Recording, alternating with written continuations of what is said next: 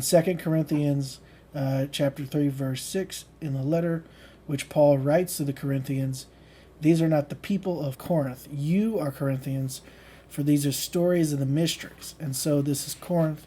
So the letters are addressed to those who are interested in rising to another level of consciousness. We are the ministers of a new covenant, not written in the code, but in the Spirit. So remember the teaching, the letter killeth, but the Spirit giveth life. So we are ministers of a new covenant. You be the judge, for I am not here to judge you. But if I came and whispered in your ear that you were harboring a robber, would you react violently? You be the judge, but I will tell you a story in the code written in the form of a letter. This is the story of Jesus and Barabbas. Now it was the season of the year when it was customary to release a man who was imprisoned. Whom will you have me release unto you, Barabbas or Jesus? And they cried, Release Barabbas. Crucify Jesus. And when the wife of Pilate said to him, Will you do this thing? He washed his hands, etc. So that's the whole in the crucifixion story.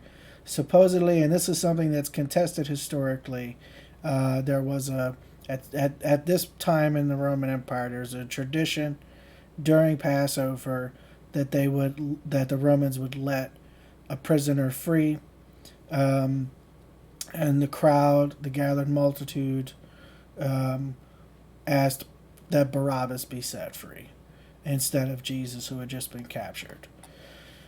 Now take that, and that is a code, but what does it really mean? That it took place actually? We are warned of those who depart from the truth and those who think that the resurrection has already taken place.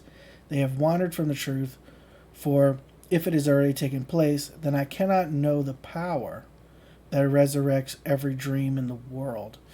The resurrection must be taking every moment in time in all men. The Passover does not take place at a certain time of year like Easter. The Passover takes place every moment of the day if we are willing to pass over into another state. There must always be a passing over from one state to a higher state. So which will you have me release, the robber or Jesus? Which will you let go of, and to which will you hold fast? I must release the robber, for I am housing him. Who is he?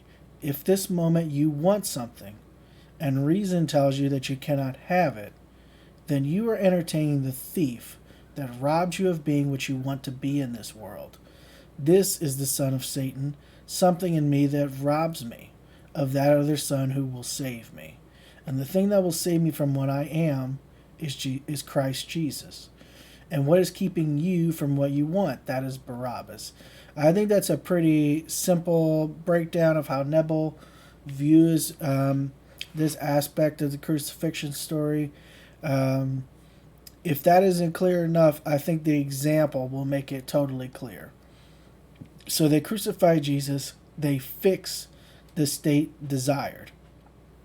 The whole drama takes place in you. You must release Barabbas and crucify the Lord.